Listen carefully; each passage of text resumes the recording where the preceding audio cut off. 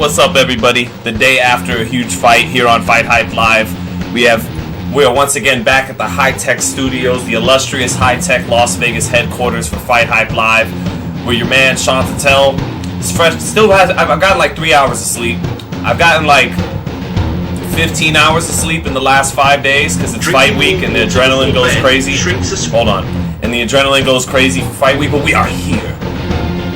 Less than 24 hours, what are we? About 12 hours or so removed from Gervonta Davis with a devastating, beautifully tucked under the elbow in an exchange body shot, left hand to the body that ended Ryan Garcia's undefeated record and, won him the biggest fight of his career up until this point. A beautiful body shot. Hold up. Hold up.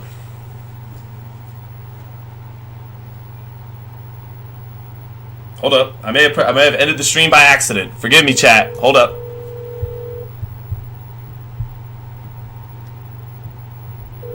What's up, chat?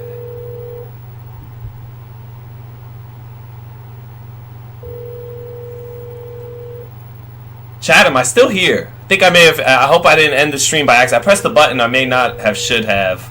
Let me see here. Yeah, what happened? Just making sure I didn't end the stream. Okay, good. I'm good. Never mind. Oh. Okay. Later. Bye. Okay.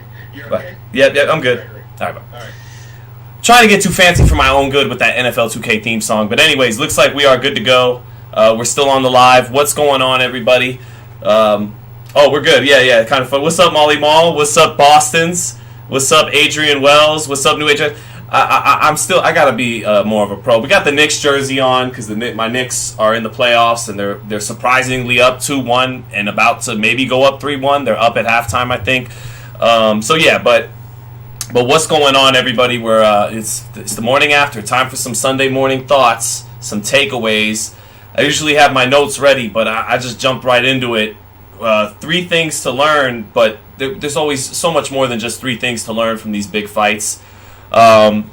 But we learned that, Gervonta Davis is one of the best fighters on the planet right now, pound for pound, top 10. The guy beating a guy like Devin Haney, beating a guy like Shakur Stevenson is how he gets into the top 5. But he's definitely a top 10 pound for pound fighter. And he had a hell of a performance last night. His adjustments were superb throughout. One of the main adjustments being the way, that's one of the 3 things we definitely learned. Gervonta Davis has become very good at making adjustments. Something, one of his mentors, Floyd Mayweather, always prided himself on so much. He did some beautiful work working his levels with his left hand, with his brick hand, as they call it in his gym in Baltimore. And what he did is he dropped Ryan Garcia early in the second round. We're going to break it all down. Dropped Ryan Garcia early in that, or midway through that second round, up top with the left hand, but as the fight went on, he really started stabbing the body with the straight left hand, and Ryan, wary of that knockdown in round 2, began to kind of concede the body shot, kind of gave it away because he knew if he started reacting to it, drop the elbows, something like that, react to it in a certain way, it could set up the headshot that he was weary of because he was already dropped by the left hand to the head. So Tank confused him by mixing up his levels. He has great timing, and defense got better throughout the fight. But although Ryan actually had a good 6th round before he got stopped, but what Tank eventually did with the knockout got Ryan where Ryan couldn't see it coming because Ryan opened up in an exchange and opened up and it was wide open right here, and it's the punch you don't see coming that you can usually end the fight, and Ryan didn't see the body shot coming. And what Tank did is he put a little extra mustard on it instead of just stabbing to the body with the straight left hand, sweeped it a little bit, gave it a little bit more of an angle to sit down on it, and he knew Ryan was going down before Ryan even went down off the delayed reaction. And Garcia went down, couldn't beat the count, and that was it. A little sad to see the kid with a bloody nose, charming kid, good-looking kid, 24-year-old kid who got fed to the wolves because he asked to be fed to the wolves. I'm not even sure De La Hoya and Hopkins really felt he was ready and really wanted this fight to happen, but him and his advisor Lupe Valencia made sure they got this fight done with the PBC. He made by far the most money life-changing money, I'm sure, last night, and he fought well early in the fight for about a round and a half. He was actually in control for about a round and a half, and then he began to reach with his punches. And we said on the lead up to this fight that if Ryan was going to win this fight, the way he was going to win this fight was by taking what the defense gives him early in this fight, because Tank Davis will give away rounds. He'll give away rounds in the first half. So there's no need for you to go crazy and show him everything you got, because he downloads information as the fight goes on. Don't show him the left hook a bunch of times. I said repeatedly on this stream, just use the straight right hand early in the fight when Tank's not really looking to cut distance, when he's staying on the outside trying to problem solve and is content to not have to win every round. Just take what's there, get this guy in a hole, because he'll give away some rounds, and that's when you can get off the hook. When he's coming forward and has to cut distance, you don't go get off the hook going crazy like you're Amir Khan and start throwing 4 and 5, 6 punch combinations, trying to get it off, trying to get greedy with it. And that's how he ran into a shot. He began to reach, and just like he was anxious for this fight and skipped the necessary steps to be ready for this kind of fight, and if he had taken the necessary steps, win a world title, fight some guys like Jojo Diaz and Jorge Linares who were in his roster with Golden Boy, but inactivity allowed Devin Haney to fight those 2 Golden Boy fighters and him to get the seasoning, and that's why he's the undisputed lightweight champion. And just like Ryan had that anxiousness to go from here to here, jump from Javier Fortuna and Luke Campbell to one of the top 10 fighters in the world, pound for pound, that anxiousness cost him, just like it cost him in the second round and in the fight against Gervonta Davis. Dave, and he settled down after that. In the third round, he became cautious. And then in the 6th round, worked himself back into the fight. Started using the right hand instead of thinking about the left hook. It was the right, and he's going to have to learn a lot of things from this loss to Davis, because he still has a lot of talent and things that if he can improve, he can still definitely become a world champion in this sport and have a good career. But goes looking for the left hook in the exchange again, trying to open up, and Davis places the body shot and ends the fight beautifully. Kind of not too dissimilar from how his promoter, Oscar De La Hoya, was stopped to the body by Bernard Hopkins. So I got a super chat here I got to get to in just a moment. Molly Mall, always good to see you, Molly Mall, saying, what's up with the 10-10 card in the second? I have no idea. We had no explanation from the commission for that. We asked in the post-fight, to Coach Calvin Ford and the Tank. They had no answers for how in the world that could happen. And it was Dave Moretti. Who did that. Dave Moretti's been, judging fights since the 1980s, since, the Caesar's Palace days with Larry Holmes and Marvin Hagler and Sugar Ray Leonard. So it's not because he doesn't know the goddamn rules. The man's been doing it 30, 40 years. And you're asking yourself, well, PBC's the A-side promoter, and proudly so. So if anything, wouldn't some funny business be afoot for Tank, since they're the lead promoter? And somehow, now here's the thing. Actually, Jim Lampley would always say, "Is it incompetence or is it corruption?" And he would say, more times than you think, it's really incompetence. It's not as much corruption as you think, although that's certainly prevalent in boxing. Sometimes it's incompetence.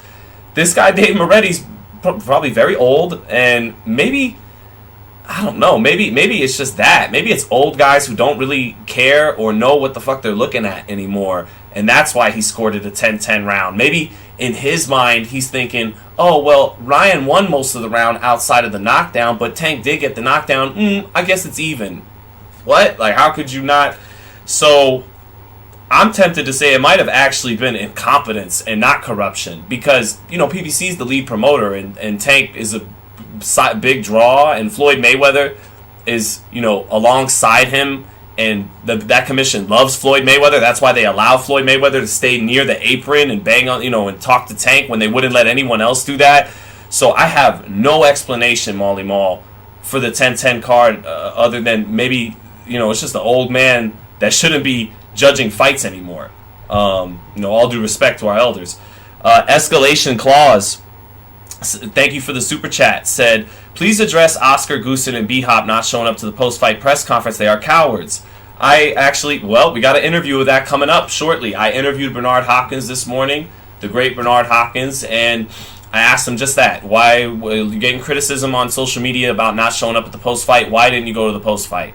And what Bernard told me was they didn't want it to turn into a shit fest about gloating and back and forth and animus between Team Tank and Team Garcia, meaning Leonard Ellerbe, Floyd Mayweather, who were both obviously at the post-fight, Calvin Ford, and Oscar De La Hoya and Bernard Hopkins. There's so much bad blood there that probably goes over even the fighter's head because it began before either one of them were professionals. And so Bernard said we didn't want that to happen. It did sound like Bernard wanted to avoid the chance for them to rub it in, to, put salt in the wounds, and you guys can look at that however you want, but what Bernard felt was that would take away from Ryan Garcia. And it was just about Ryan going up there and having his moment in defeat and making it all about him. And but I understand a lot of people didn't like that look. You need to show up for your fighter after fight, so it is what it is. You guys should watch Bernard's interview when it goes up and draw your own conclusions. I think there's truth to there's definitely truth to what Bernard's saying. But then there could definitely be truth to what other people are saying, like yourself, Escalation Clause, by saying, you felt it was weak, they didn't show up. So thank you for the super chat, brother. Real Deal 92 said, people don't understand those body shots. Thank you for the super chat, man. No, and Ryan didn't see it coming.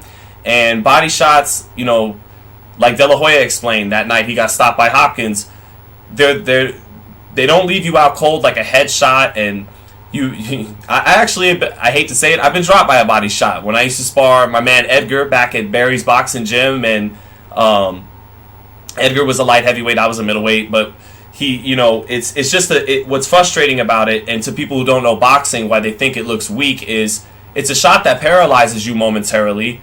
Sometimes you literally can't get up, although we've seen guys dig very deep, like Arturo Gatti against Mickey Ward, and find a way to get up, but that's very rare.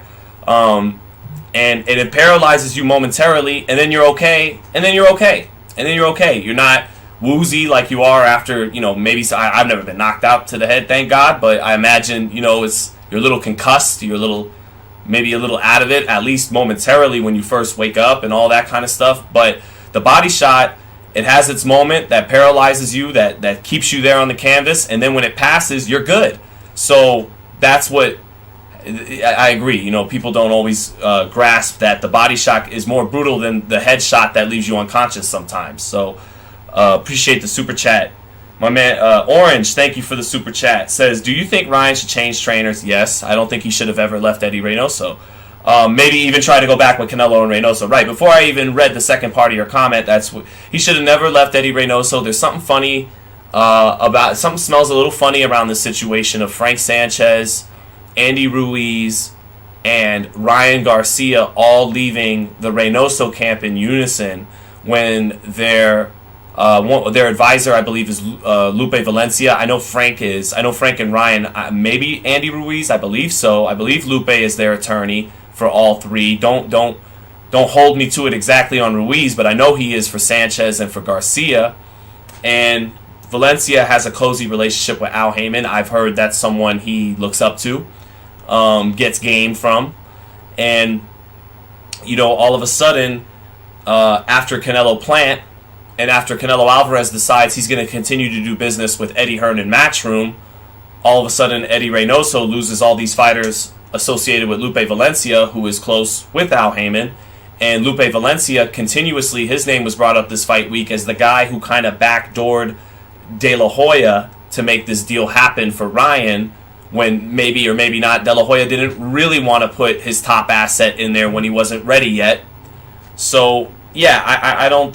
Something doesn't smell good with the stuff, and Goosen has been a great trainer for a long time, but I think Reynoso's in his prime as a trainer. Reynoso had a coach-fighter relationship. He wasn't too. Joe Goosen very complimentary, almost over the top with his praise of Ryan Garcia at times. You don't get the sense that he's like he was with Chico Corrales. You better fucking get inside on him. You get the sense that he builds up Ryan, he strokes Ryan's ego more than hold him accountable and reprimand him the way Eddie Reynoso and Canelo did, and that he said that's why he left. He didn't like some of that, and all Canelo was doing was giving him some old school tough love and accountability.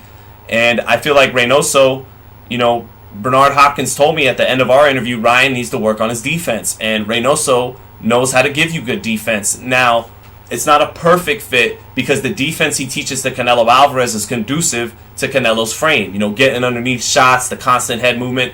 Ryan's got to keep it a little bit more tall and not look to give up his height and dip underneath as much as Canelo.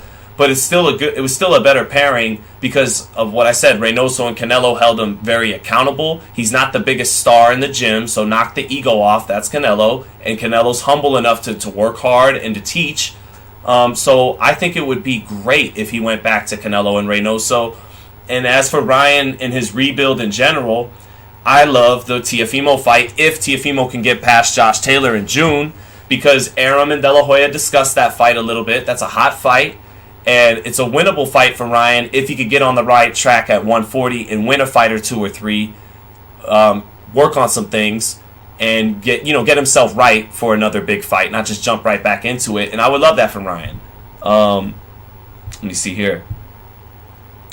Scotland Sensei, thank you, my man, for the super chat. Said, yo, brother, love to you and your family. I think Devin and Tank not going to happen till 140. Shakur and Devin more likely to happen first, but still, I agree with you. Shakur and Devin definitely more likely to happen. They're currently both with Top Rank, although Devin's a free agent. And when I get a chance to catch up with Devin Haney, I got to pry into that free agency.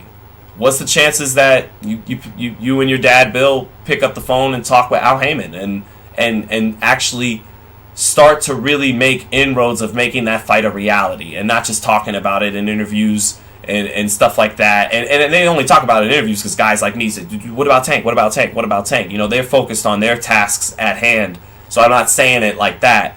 But that that's probably what it's going to take, is going over to that platform like Ryan did. Basically, you're going to kind of have to do what you did to get the Kambosos fight, to get the Tank fight. Go to the network and be the B-side. And that's a tougher sell to a 24-year-old undisputed lightweight champion, Devin Haney, than it was a 22, 23-year-old wants a shot at the belt, Devin Haney. So yeah, Shakur and Devin would be more likely to happen. I feel like this is going to be Devin's last fight at 135 pounds, so I don't think we're going to get Stevenson and Haney after that fight, because I think he's going to go up to 140. And it's just curious where he goes as a free agent after that. And for Tank, PBC's not going to make these fights with Stevenson or Haney until they're draws.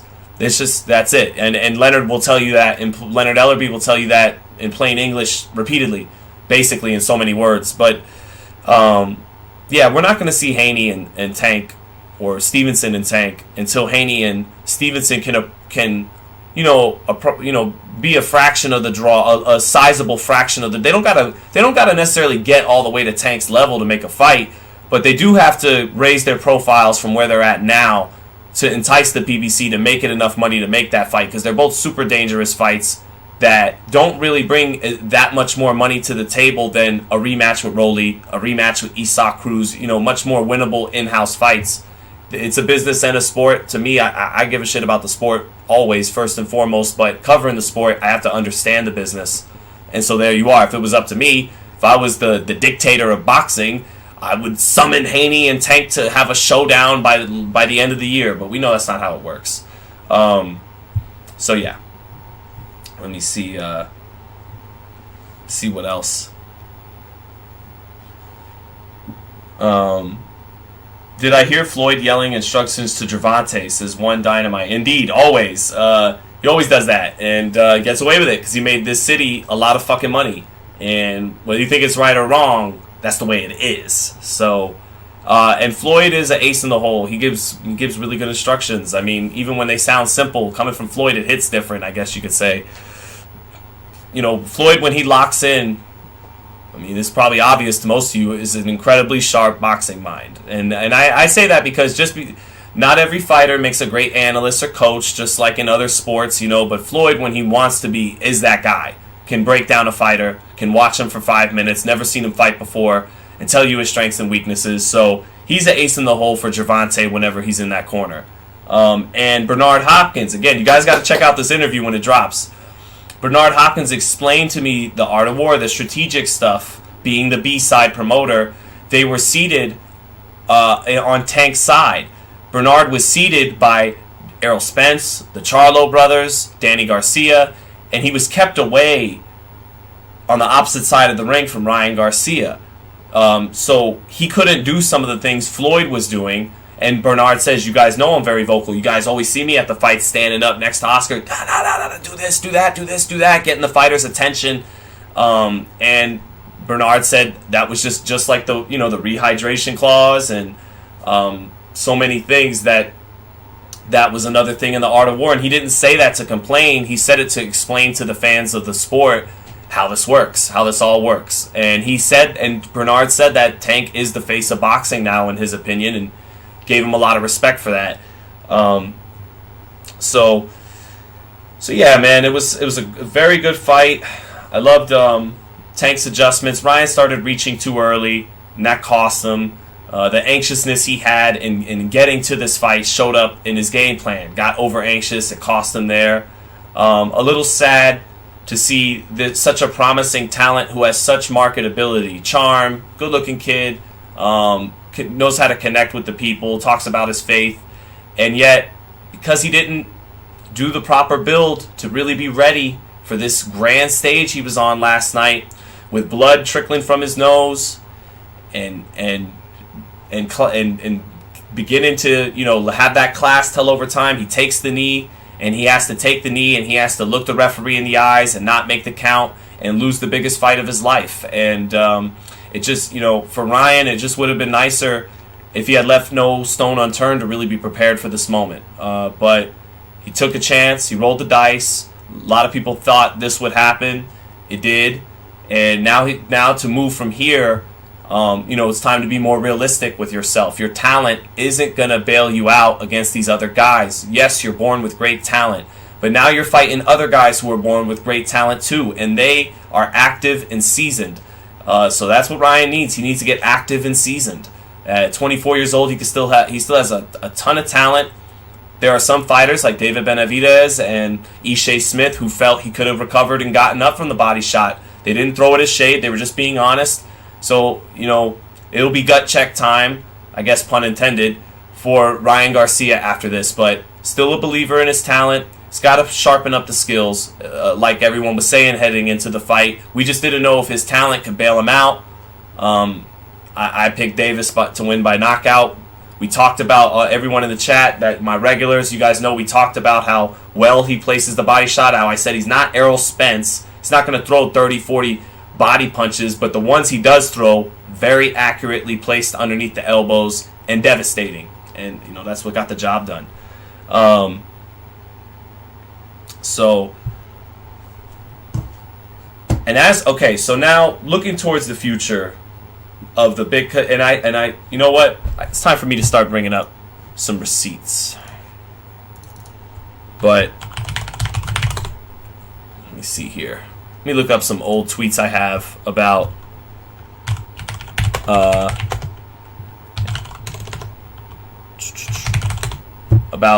there we go. All right, chat. Check this out for a second.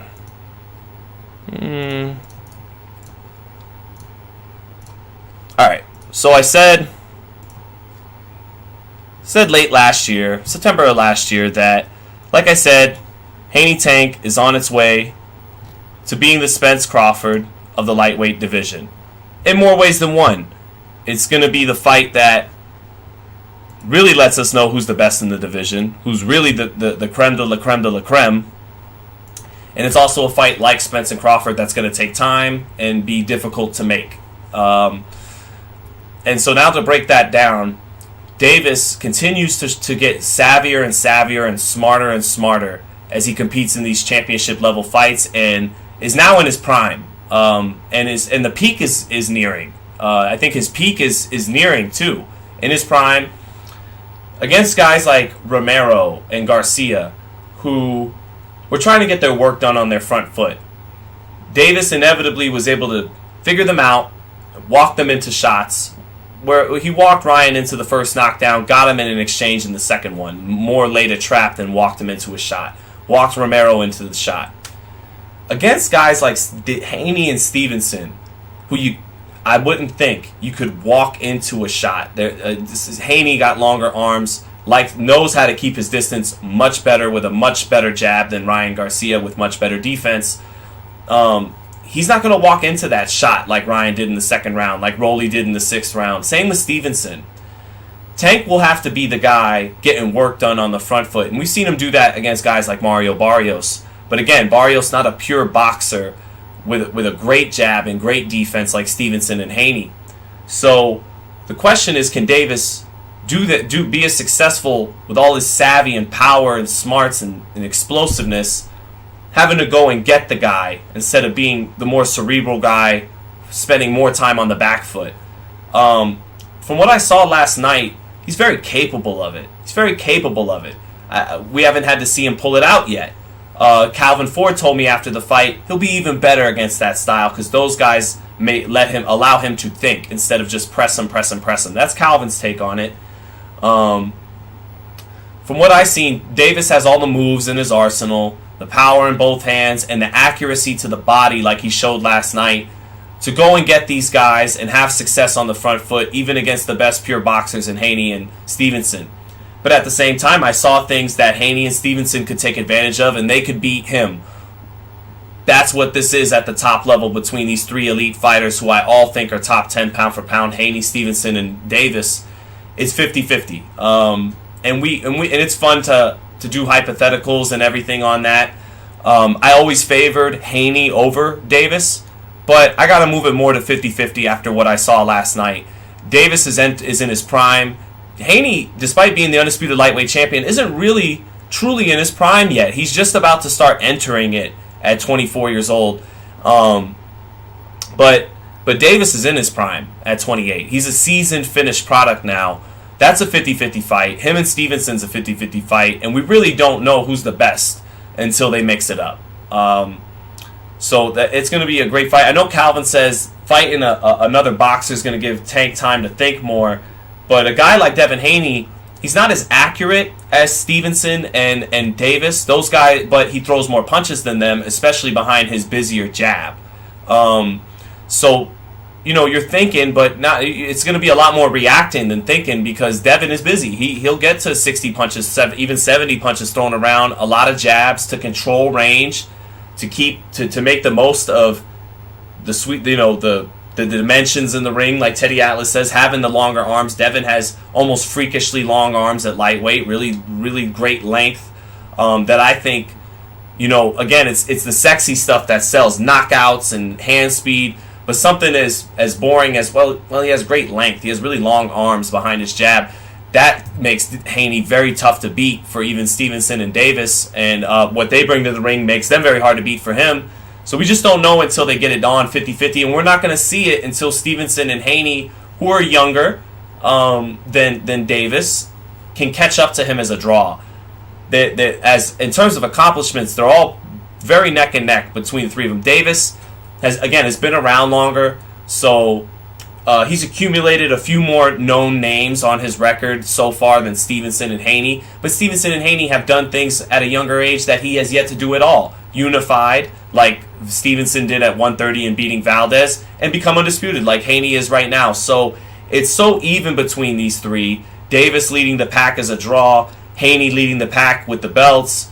And they're all 3, phenomenal fighters right now that I don't know who's the best until they get it on. So I look forward to seeing that, man. I really do. I really do. I look forward to that. Long Gang 3 says, "Fool, you mentioned Linares, but Tank fights nothing like Linares. Linares had to throw a 5-punch combo in the pocket to land that punch. Stop talking boxing." We didn't mention Jorge Linares for over 20 minutes. I think you just hear things, Long Gang 3s, because you're probably a big Haney fan, and you're getting a little sensitive at the thought of someone even having a chance to beat him like Tank Davis, which is ridiculous because this is the elite level of boxing, and these guys are certainly capable of beating each other. But we didn't mention, I don't know where you're coming at from, Long Gang 3s, because we didn't mention Jorge Linares since we mentioned that Ryan Garcia should have fought Jorge Linares and Jojo Diaz because he was a Golden Boy fighter and they were Golden Boy fighters. And that should have been his chance to become developed and seasoned, and instead Haney took that opportunity to become developed and seasoned, and that's why he's the champion now, and Garcia is not, in part. It's part of it. But yeah, I don't know what you mean about mentioning Linares. Styles make fights.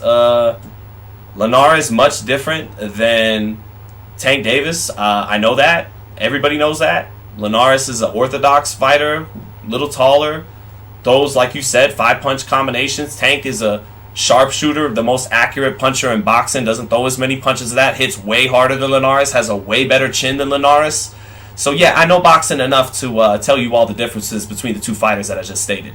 But thank you for being in the chat. Oh, he's talking to someone else, my bad. That keeps happening to me in these chats, guys. I'm sorry. I wind up going off on some innocent man that it was talking to someone else in the chat, and I think they're talking to me, and I clear up all this stuff. But yeah, long game wasn't talking to you, Sean. My bad, Boston. My bad, Boston. My bad. Then I didn't mean to come at long game threes. My bad, man. Paul, everyone does know that. I was trying to comment that said to that bot, not you, bro. My bad. Long game threes is like, damn, fuck you then, Sean. My fault, long gang threes. I get confused with the chat every now and then. And last night there was a bunch of people who kept saying Palefaces are mad. Paleface is mad. Paleface is mad that Davis won. And I'm like, I'm not mad. I picked him by knockout. I'm the one who asked him. It's a matter of fact. But anyways, I got confused. They were talking to somebody else is the point. But as a matter of fact, while we're pulling receipts, I love you, chat. Holla at your boy. And Boston's, man, yeah, they didn't let me do the chat last night. No live round by round. Showtime was not feeling that. They put the kibosh on it, and so I gotta cover the fights. I gotta get the interviews and do my job. I can't afford them to kick me out of the arena for the round by round. So it sucked, man. It hurt to not do the round by round last night. But allow me to show you guys something here. Little receipt time for Gervonta Davis when I talked to him before this fight. And so, because the guy, I goes, mad that he won, Tank, mad that he won. I'm holding back from bragging how on the money I was. So, here we go. Let me find this video for you guys. Here it is. You guys tell me. You guys tell me in the chat how well this aged. Hold on. Alright, chat. You tell me how well this aged. 1 second. See if you can save more on your Cox Internet plan. Get up to a $30 monthly credit on Cox Internet. Peep game, chat. Peep game. Decent. You know what I mean? Great fighter to use that jab. I believe in literature they call it foreshadowing. Foreshadowing. Well, were we kind of seeing what you're talking about? Complete fighter, complete arsenal. Yeah. Well, a lot of people don't got. You know what I mean? How many others besides yourself you feel got? There's a few of them out there. Here comes the foreshadowing. Here comes the part in the movie where if you were paying attention, you knew how it was going to end. When he was talking about wait till that left hook hits your body, is he going to be the one getting hurt to the body? He's got that tall frame and you know how to get underneath. Hold on. Let me be a douchebag, chat. You guys are my chat. You know I love you, so I get to be my douchey selfish self. That's why you guys fuck with your boy. Here we go. Look at me messing up the flow just to. He got hurt to the body before. You think I don't know that? He got hurt to the body before. What fight was that? Wasn't no fight. Ask him. About when he got hurt to the body? Yeah. What was this, at Floyd's? Nah. This was... Just ask him. Just let him know that I know he got hurt to the body. You were there, or you got word back? Word get around. Word get around real fast. He got hurt to the body. Well, I know great fighters in the past, they would have some eyes and ears in the other fighters' camp, keeping tabs on them. Yeah. What's that, the art of war? I mean, yeah, for sure. What he don't got, he don't got at all. He don't got that at all. the mentality for the art of war, you mean? Yeah, he don't have that. But you do? So yeah, that was foreshadowing. I think, being real, I think that was the best interview leading up to the fight. That was the fight that gave us the foreshadowing heading into it. You could see him take a long pause if he was even going to reveal to us, because part of the art of the war is deception. You never reveal your hand. You don't reveal the advantages you had on your opponent. But talking about that body shot, it triggered something in Tank where he's like, I can't help it. He got hurt to the body in sparring. Ask him about it. And then that let everyone know he had moles in his camp and all this stuff. And so Davis gets the job done with that body shot, kind of like he foretold. And that's what I love about covering these big fights is you get to cover them and kind of learn life lessons from them. It's, what is there to take away from what I just saw? It isn't always just one guy beat the other guy, and it isn't always even just one guy beat the other guy because of X, Y, and Z about boxing. It's what life lessons could I learn from what these two men went through. And I guess be patient.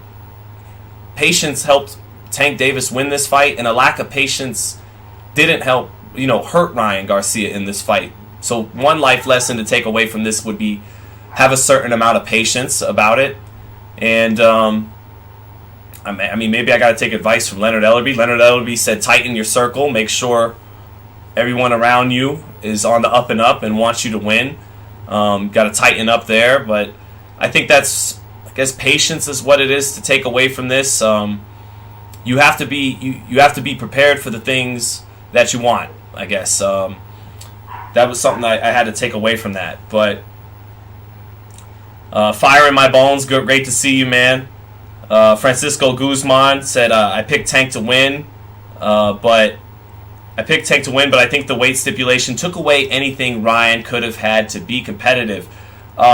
Interesting, because, you do wonder, Garcia looked, I told you guys, when I came home from Beverly Hills from his media day, I said he looks weak, and I talked about the lower back looked weak, and I said he looked weak, and he looked basic. As explosive and as fast as and he punches very hard as he is, those things were true too. He looked weak, drained, and basic. And by once fight week got here, and I did make a video before where I was saying, you know what, I give Ryan a better chance than I originally thought. I stuck to my pick, Davis by knockout, but gave Ryan a better chance because he showed up with fight week and he didn't look as drained and his energy looked better, and he began to show like he really wasn't afraid of Tank, and he really was here to win. And confidence, genuine confidence boosts a fighter chances of winning.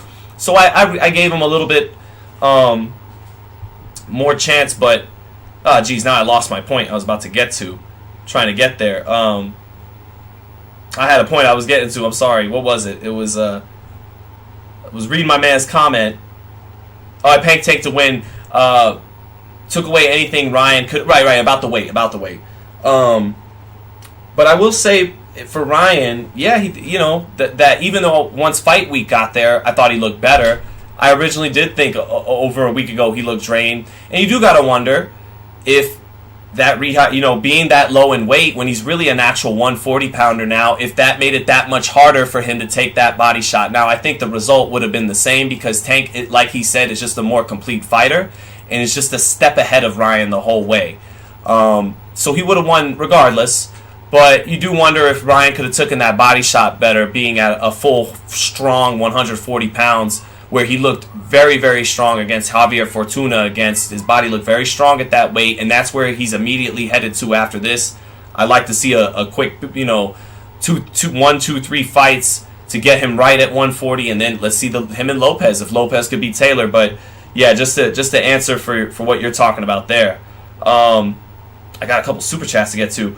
Orange, my man Orange said, do you think David Morrell versus David Benavidez is next? Or do you think Canelo will face David Benavidez in September? Because something is telling me Bivol doesn't care for the rematch. Orange, I can assure you, Bivol, human nature dictates that he has to have interest in the rematch. Absolutely. There's too much money to be made. And the Better BF fight isn't even an easy fight to be made with Top Rank and Matchroom, Eddie Hearn and Bob Arum. All the wonderful things Bob Arum always has to say about Eddie Hearn. So no, I think we're getting Canelo Bivol too. That's been the plan the whole time. We talked to Canelo last month in March in San Diego at his media day for John Ryder. He says, look, Bivol is the plan, the rematch. And then Bivol's manager, Vadim, came out and said, we could do this rematch at 168 because Bivol wants to become undisputed. So maybe, and Canelo all along has insisted they'll fight a second time at 175, but we'll see how that shakes out if Bivol's team keeps insisting. But no, I don't think we get Canelo Benavidez in September. I think it's very much alive and in play for next year. But as for Morrell and Benavidez, I'm hearing that fight may already be done for September. That fight may very well be a go. I don't love it because it's undercooked. That's a fight with the right marinating could really be a nice filet mignon on paper, or a good steak on pay-per-view. A fight that could do a couple 100,000 buys in the future if built up right. Morrell isn't going anywhere, and neither is Benavidez, so there's no rush. And you got veterans who are making maybe bloated paychecks in and around that division. Andre, Charlo, that you could feed to them rather than have one of them knock the other off at a young age. Benavidez in his prime, 26. Morrell just turning 24. Morrell's only had 10 friggin' pro fights. That could be like a Mexican-Cuban Super Bowl. But if it does happen, it's better to get a great fight undercooked than not at all, or overcooked, or when they're too old. I'd rather get them when one guy's too young rather than one guy's too old, because at least the guy who's too young is in his physical prime, like Ryan Garcia last night. So David Morrell, here, I'll go back to this is what I said about David Morrell last night, as it pertains to him. To answer your question, I got another super chat, a couple super chats I got to get to too. But David Morrell, this is what I said about that, is I like David Morrell. Man, he's the real deal. KO1.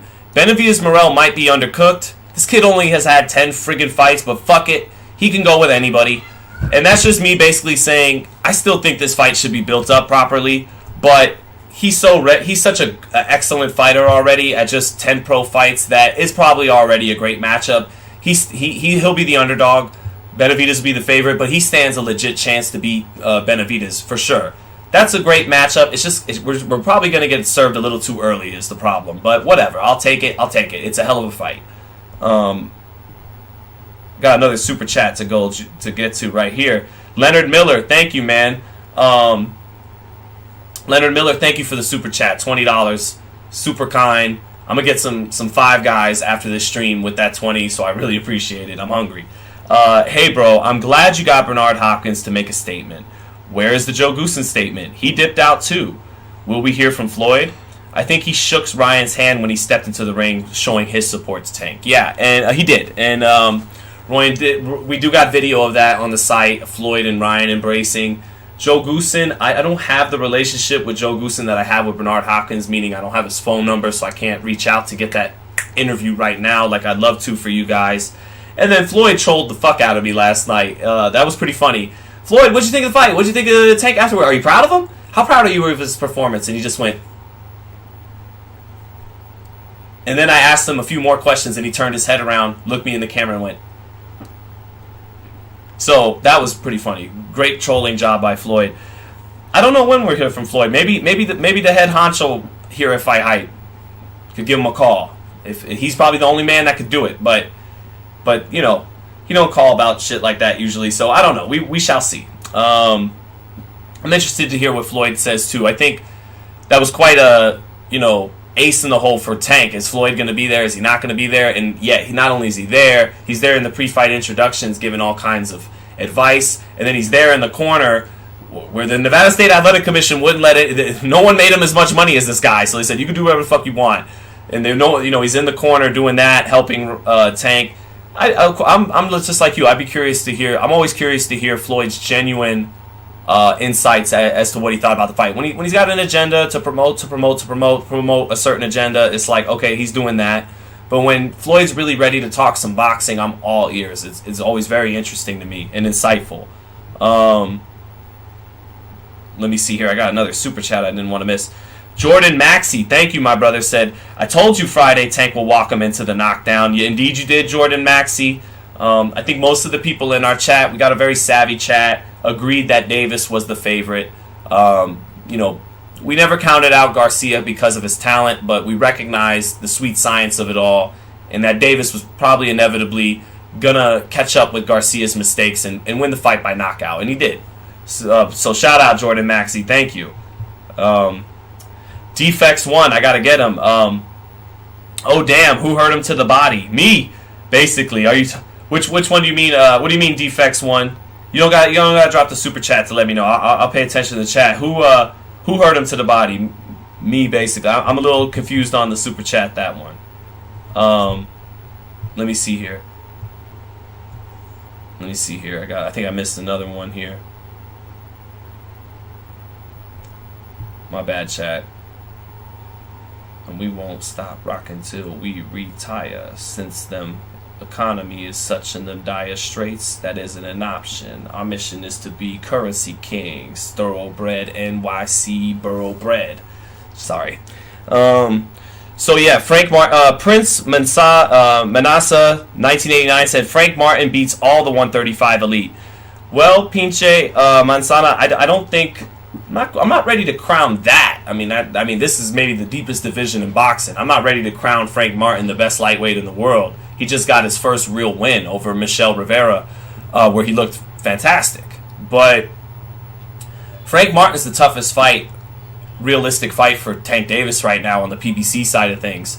We know Haney and Stevenson are the toughest fights out there, but you know, again, we talked about that earlier. They're going to have to get their profile to a certain level to get that fight. But Frank Martin, look, I would think the 4 kind of realistic options for Tank is a rematch with Pitbull Cruz, a rematch with Romero at 140 should Romero win the WBA title next month, and what's the other 2 I was thinking of? The rematch with Cruz, the rematch with Romero, Frank Martin, and there's one other opponent that they could put in there. Oh, Subriel Matias, the IBF champion at 140. Super winnable fight for Tank. Tank would beat Subriel Matias, no doubt about it. But you know, Cruz and Romero are solid rematches. Especially Romero gets a nice performance against Barroso, the replacement for Puello, and gets a nice WBA strap around his waist to entice Tank for a rematch. That works, and I'll have too much fun covering Rolly and all his shit talking, and it's just too much fun. And Cruz was a competitive fight, although we know partly why it was so competitive was the injury in the second half of the fight, but Cruz fought a very good fight, gave Tank his most competitive fight to this date. But I think Frank Martin is definitely the toughest fight on the PBC side of things right now at 135. I saw them spar. Won't give away too much. It was competitive, and I'll leave it at that. It would be a competitive fight for Tank Davis, and I think there's very little chance that we would see that fight, Tank and Frank Martin, even with them both being with PBC, because Martin has. I'm talking about Davis and Haney and Stevenson having to build their profiles to fight Davis. Their profiles are far ahead of Frank Martin, who is doesn't really have one yet anywhere near crossover appeal, and you're gonna need some crossover appeal if you're a big threat to get a date. You're gonna have to supplant that reward factor to go along with your huge risk factor for being such a top fighter. So I don't see Martin getting a shot at Tank, but it would probably be the most competitive fight on the PBC side of things for him right now. Let me see here. Sean, did you see Tank and Frank Martin spar? I did. BT, let me know. Should I just leave it at that, what I saw, or can I give a little bit of deets? I'm thinking probably not, but you would know better. Let me know, BT. Chuck Supremacy. If David Benavidez beats David Morrell, will that make him the super mandatory? Does he get a belt for that? He does, actually. He would get Morrell's WBA regular title. He would be this really fucked up quasi-unified world champion. He'd be the unified WBC interim champion, the WBA regular world champion. He'd be. I don't know how many guys have unified in that manner before. We'd be really stretching the limits of unification. So,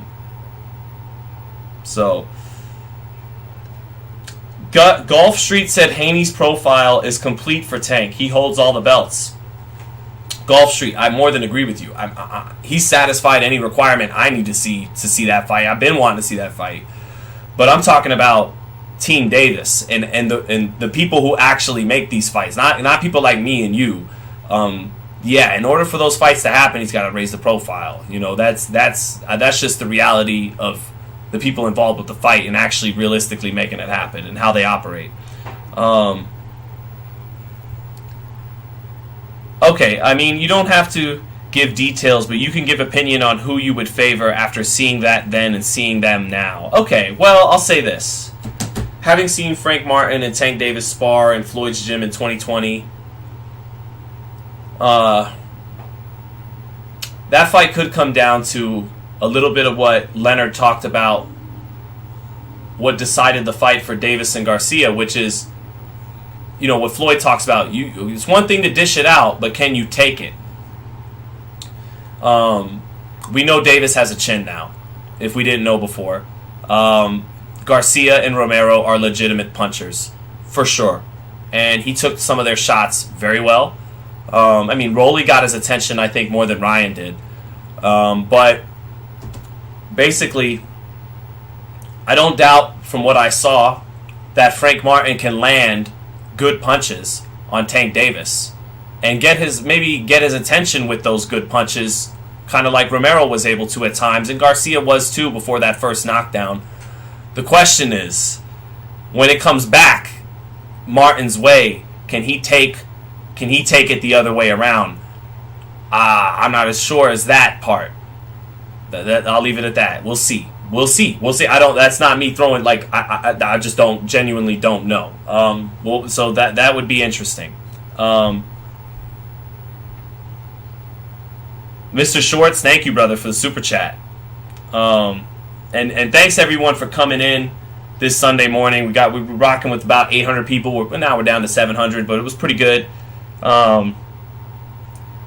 Ryan needs to leave Golden Boy and go with Eddie. I don't know. You know, I always think it helped Canelo for a while. Ryan, that rub of being a Mexican American boxing star and being promoted by the biggest Mexican American boxing star ever. It's a good chemistry for the audience. I think it does something for Ryan a little bit, but yeah, I don't know. I don't know if he should go to Eddie Hearn. You know, Eddie Hearn hasn't been able to make. You know, Devin Haney's hotter with Top Rank now than he was with Eddie Hearn.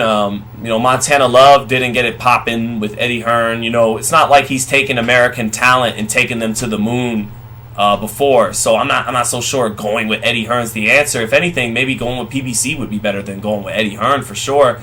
But loyalty's a good thing. Oscar, is not as present as maybe he could or should be. I don't know, but. Maybe just, stick with Golden Boy. Listen to Bernard. Bernard has so much knowledge, that, I know you're from two different backgrounds and maybe the chemistry and communication isn't naturally there. But if Oscar isn't giving you the game, Bernard is more than happy to give it to anybody who listens. So, get some of that game from Bernard. He'll be honest with you if you're willing to listen. Get back with Reynoso. And turn this thing around, You got all the talent in the world.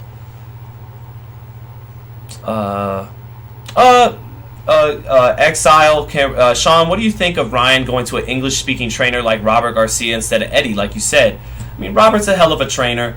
Robert's a great trainer, but I don't know. Robert isn't a great defensive trainer, and that's what Bernard Hopkins said is holding Ryan back right now, is defensively. Reynoso's a good defensive trainer. Like you said, he doesn't speak the language, but so what? So what? A great man. Come on, Ryan. I know you don't speak Spanish, but you got to know some Spanish, right? Ain't you one of these, second or third generation removed guys that can understand the language but just can't speak it, kind of thing? I don't know, but just go with Eddie and just do what he says. You love to talk about that Luke Campbell fight so much, and so Eddie helped guide you to it. Oh no! What's he trying to? Hi, baby. Okay. He can see me. Come here. Okay. You can see me. Hey, hello. What, you trying to show off the body to everybody that you're buff? Say hi. Hi. Can you say? Come here. Can you say? Tank body shot. Tank body shot. Can you say Ryan said ow? Ryan said ow. Okay. Oh, gosh. Love you, Leo. Bye. Bye-bye. I'm making all the Put it on the computer. Hey, this is Leo's Mexican, so it's okay. He got next. Show him the body shot. Show him your body shot. You gonna throw a body shot? Okay, go ahead, baby. Go on. Say bye bye. Come on, Bubba. Okay, say bye bye. Bye-bye. You surfing? All right, I'll be out in a minute. Love you. So yeah. Oh, thank you guys saying my little man's handsome. Appreciate it. Yeah, my son half Mexican from his mother. So, and then he's get the Guinea from me, the Italian Guinea from me, some little bit of Irish and German. So good looking kid, my son. Thankfully got his mom's looks. Got my hair. Got my hair. I got hooked him up with some good hair, but got his mom's looks. Let me get through a couple more super chats. Do you think Reynoso and Canelo would accept him? I absolutely do, Orange. I absolutely do. Thank you for the super chat throughout, Orange. Thanks a lot, man. It's been nice to have you in the chat. Hope you come back. Absolutely they would. Canelo is, these days, a high maturity individual. He used to be more arrogant and, less approachable in his 20s. As he's become, this loving father and he's gotten married and he's had all this tremendous success, he's actually matured and become, a kinder man, at least in my dealings with him as time has gone on. And that kind of maturity would allow him to bury the hatchet with Ryan and say, yeah, of course you can come. In my opinion, he would say, yeah, you can come train with us as long as you're ready to work hard. I don't take back anything I said. But I meant what I said when I said it. So if you're ready to put in the work, I definitely think Reynoso and Canelo would welcome him back. Reynoso was supporting him heading into this fight. Canelo picked Tank because he was keeping it real, but it wasn't out of hating Ryan. Ryan has to understand Canelo was telling him the truth, and that's that old school Mexican like Canelo from Mexico is gonna keep it real with you, and that they're not going to keep it soft like this new American generation, like my generation is, and he's more apt to tell you what it is. So, Defects1 says, should Gabe Rosado retire? Did he look that bad? Yeah, Gabe should retire. We don't want to see him. I remember he talked about guys like Meldrick Taylor working at the grocery store in Philadelphia, back home in his home of Philadelphia, and it's heartbreaking to see a former gold medalist, great pound-for-pound type fighter who can't speak well and all that. Gabe's nowhere near that, thank goodness. Thank God he has, great health, very intelligent man, got some movie roles, a lot of swag, good man. And he's been around a long time. Like that Golovkin fight on HBO is over 10 years ago now. And he just didn't look good. They say every great fighter has one last great fight in them, and Gabe Rosado's not a great fighter, but he had one last moment in him, and I think it was that right hand that knocked out Beck the Bully in the first fight. So he should just call it a wrap, man. He's got other endeavors. He's got some movie star type of swag. Get into more acting and roles. I'm sure he's made a lot of good money in boxing. He's a guy that if you're a hardcore boxing fan, he'll always hold you'll always hold respect for him. So yeah, I think Defects1, he should call it a day. But that's about it, guys. I'm gonna get going in a minute. I am beat. I am tired as hell. Gonna hang out with the family. I think I already missed all of the Knicks game. Let me check the score. But if there's anything else you want to talk about before I get up out of here, go for it, and I'll hit a few more things before we go. Oh, it's the fourth quarter. Knicks up by 3, 80-77. That's a low-scoring game. That last game was low-scoring, 99-79. Basketball hype all of a sudden. Mike Brown, thank you, man, saying, appreciate your boxing insight and breakdown, and you have a beautiful family. God bless y'all. Thank you so much, Mike Brown. Thank you, man. And, me and my wife, like any other couple, there's arguments every now and then, but, I just say that to say, like I don't want to present to you guys something unrealistic, but we love each other, we really love each other. That's my best friend, my wife. I love her. I love her and I like her. I love her as my wife and as my partner, and I like her a lot as my homie, as my best friend, and as someone that's really smart, that I value her insight and her perspective in life. And so I'm blessed to have a beautiful family. She gave me an amazing son. So thank you, Mike Brown, XCV. Really appreciate it. Leonard Miller, thank you, man, for the $2. I appreciate that. Make sure you get that Five Guys with bacon, extra cheese, and A1 sauce. Is it too early to know the gate numbers and the pay-per-view numbers? I believe the gate will definitely come. Let me take a look at that for you, man. Let me do my job. Let me do my job. I'm the guy who does his job. You must be the other guy, The Departed. Let me see here. I don't think the gate number is going to be out yet. Doubt it. Yeah, no, nothing on the live gate yet. Definitely nothing on pay-per-view numbers. If you want me to give it a guess, I would guess the pay-per-view hovered around the 500,000 mark.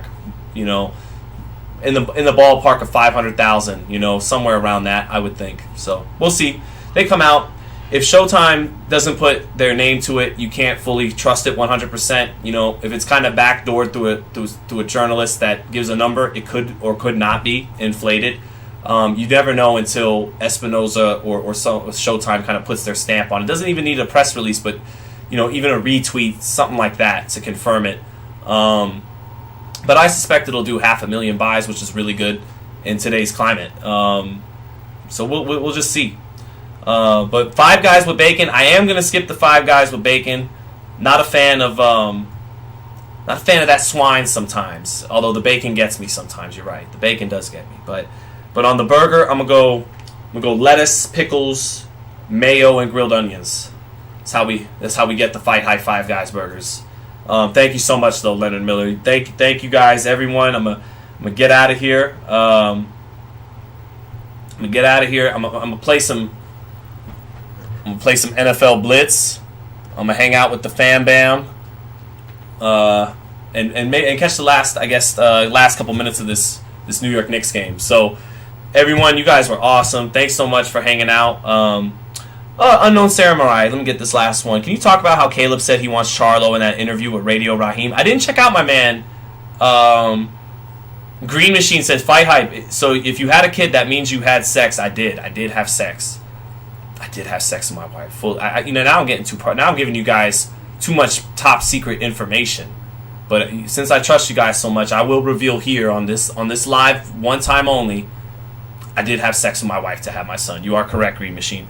But the Charlo, I didn't see the interview with my man Radio Raheem, the always talented my man Radio Raheem. I did not see that. I'll check it out. I do always catch up on my Raheem interviews. And I didn't see it. I'm not surprised. That's the move. Caleb was talking about fighting Charlo immediately after the Canelo fight. He was talking about fighting Charlo right after the weigh-in with Canelo Alvarez. That we can get it next. We can get it next. That's a very smart fight for Caleb Plant. Charlo is when he's firing on all cylinders, like when he fought J. Rock Williams or when he fought Derevianchenko during the pandemic. He's an excellent fighter who brings a lot to the table. But he'd be moving up to 68.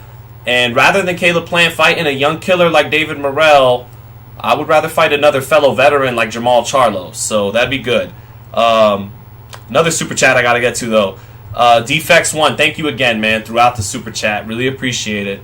Gervonta telling you, ask him who hurt him to the body. He's foretelling you. I'm going to hurt him to the body. Watch. Oh, yeah, Defects1. I don't know if you were here in the beginning of the live. We went over that. We went back to that video. And we were like, this is the part in the movie that if you were paying attention, you knew how it was going to end. This is the foreshadowing right here. I'm proud of that interview. I'm proud that I was able to uncover him from that. And, yeah, it was a good... I feel like we did a good job covering the fight. Me and my man Ron Goodall, my man Brendan Taylor, True School Sports was in the building with FightHype last night. And, you know, my man Frankie Vilify Media... killing it he really carried the day when I had to cover that media day in Beverly Hills. So shout out Frankie, and then of course the Chief Ben Heyman, BT. I don't even like to say his full name because they don't even do that with AH. So I'm not doing it with BT. But we had a good time, man. You guys are awesome for your support, watching the interviews, coming to the lives. And we want to keep growing and expanding and. Continue to be, the real voice of boxing here. Keep it smart, keep it knowledgeable, keep it insightful. Stay close to the fighters. Really stay covering these fights, getting up close, smelling them, taking them in, so that we can come back and give you guys the information and what we think we see in our perspective and talk about it with you guys and take this boxing shit, you know, to another level here on Fight Hype. So thank you everybody for being here with us, and stay tuned throughout. Let's keep getting this content after a little break here on Sunday. You guys are awesome. Stay blessed and have a good one. Peace. Tank is so good. I could throw my little basic shots, my little had 3 amateur fights shots, but Tank, I don't know how he sweeps that left hand. I try to dip down. I said this at the end of the last night. I try to sweep that left hand down like he did, and all of this is open. He finds a way to throw the shot, not get hit with what's coming back, and that's top level boxing. Shout out to Tank Davis. Shout out to everyone in the chat. Have a good one. Peace.